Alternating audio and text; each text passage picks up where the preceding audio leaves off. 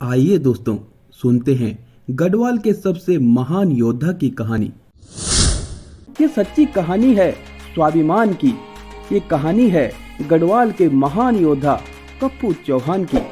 एक ऐसा वीर योद्धा जिसका नाम स्वाभिमान के लिए बड़े सम्मान से लिया जाता है, जो अजय पाल जैसे शक्तिशाली राजा के सामने झुका नहीं। मातृभूमि का एक ऐसा वीर पुत्र जिसने अपने शौर्य और पराक्रम से स्वाभिमान का सिर भी सम्मान से ऊंचा कर दिया, जिसने अपना सिर कटाया लेकिन सिर झुकाया नहीं।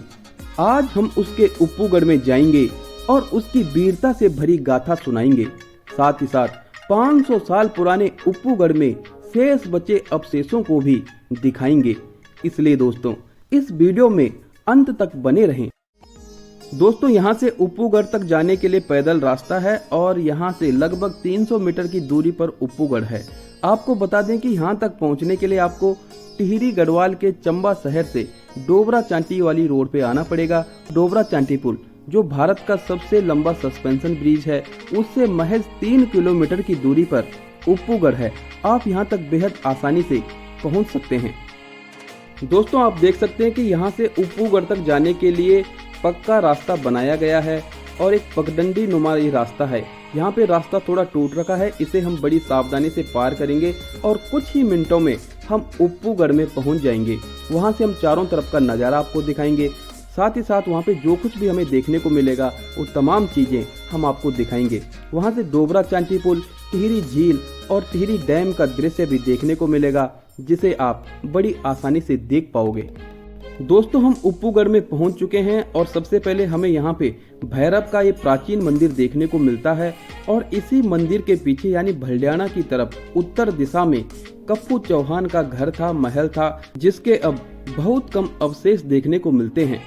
दक्षिण दिशा में कुछ औखलियां देखने को मिलती हैं और यहाँ पर अनेकों आकृति के नुकीले पत्थर भी देखने को मिलते हैं। उप्पूगढ़ एक बहुत ऊंचे टीले पर बना था, जिसके पश्चिमी दिशा से गढ़ुगाड़ की छोटी सी नदी और उत्तर दिशा से भागीरथी बहती थी। भागीरथी और गढ़ुगाड़ की नदी का जहाँ पर मिलन होता था, उसी के ठीक ऊपर टीले पर उप्पूगढ़ स्थित था। अब उप्पूगढ़ में सिर्फ भूमि देखने को मिलती है। यहाँ पर किसी भी प्रकार का कोई प्राचीन भवन नहीं है। कभी भागीरथी बहती थी, बल खाती थी इस घाटी में, आज डैम से झील बनी है, वीरों की इस माटी में, वीरों की इस माटी में। दोस्तों, उप्पूगढ़ में कप्पू चौहान की इस मूर्ति को देख करके स्वाभिमान की एक अलग ही लहर हृदय में उठ जाती है। यह मूर्ति बहुत ही महत्वपूर्ण है और एक ऐसी स्मृति है जिससे हम 500 साल पहले के उस महान योद्धा को याद करते हैं और इसी मूर्ति में उनका प्रतिबिंब देखने का प्रयास करते हैं। दोस्तों, उप्पूगढ़ में स्थित कप्पू चौहान की इस मूर्ति का अनावरण 1997 ईस्वी में तत्कालीन विधायक लाखीराम जोशी जी के द्वारा किया गया था। इसके संरक्षक खेम सिंह चौहान जी हैं, जो उप्पूगढ़ में कप्पू चौहान के वंशज भी हैं।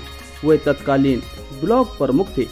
उनके द्वारा यहाँ पर काफी कुछ प्रयास किया गया, लेकिन पर्यटन की दृष्टि से ये नाकाफी था और आज भी उप्पूगढ़ की यही स्थिति है। यहाँ पर आपको झाड़ियाँ देखने को मिलेंगी।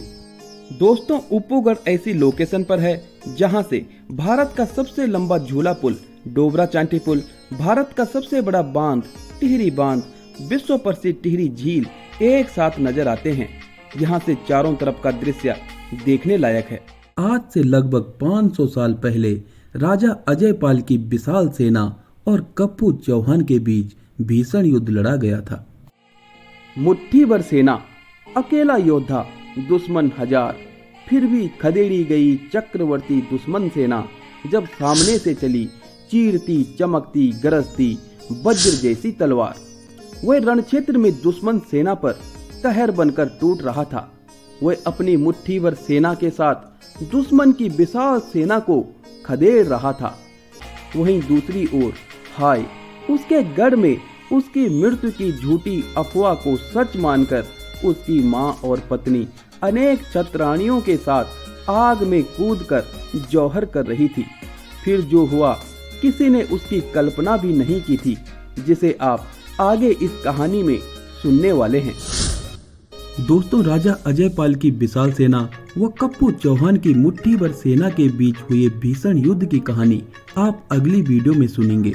तब तक आप हमारे चैनल खबर चक्र केसी को सब्सक्राइब अवश्य करें, साथ ही बेल आइकन को भी प्रेस करें ताकि हमारे हर वीडियो की नोटिफिकेशन आप तक पहुंचती रहे और आप उसे देख पाएं।